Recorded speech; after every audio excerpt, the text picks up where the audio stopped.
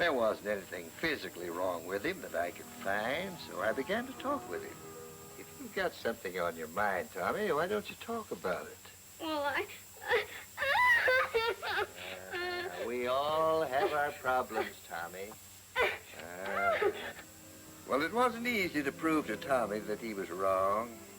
As in so many cases like this, his parents were partly to blame. But it taught Tommy a lesson that many people don't learn so quickly, about not bottling up his emotion. He learned that it could be easy to talk to his folks and that he didn't have to hide his love for them. Good night, Mom. Good night, Tommy. Tom's graduating today. That #1 rule for good mental health, don't bottle up your emotions, has helped him through many a tough spot.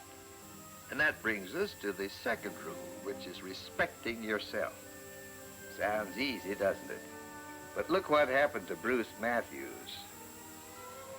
He went out for the tennis team a couple of years ago, and while he had a lot to learn, he had the makings of a fine player. But he wasn't satisfied with slow, steady improvement. Missing a point would make him boil over at himself. Well, the coach finally caught on to what Bruce was doing to himself with his demand for perfection. Why, even the world's champion can't make every point. You can't be perfect. You've got to learn to get more pleasure out of this game. So take yourself as you are, instead of expecting yourself to be perfect. But little by little, without letting up one bit on trying to improve his game, he learned to enjoy his skill rather than fret over his occasional misses.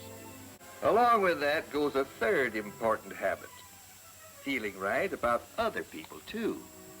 That means getting along with others, having fun with them, being part of the group.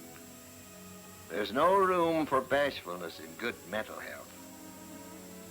To look at Otto Markel there, you'd never guess what he was like a year ago. For some reason or other, he was convinced that people just didn't like him much. He never tried to make friends or to be one of the bunch. I don't think they'd want me in the club. Of course they would. Oh, I couldn't do that. Of course you can. Yes, the people around here are learning some of the basic rules for staying in good mental health. First rule is, don't bottle up your emotions like love. The second rule is to respect your own abilities. The third rule is to respect others. Treat them as friends.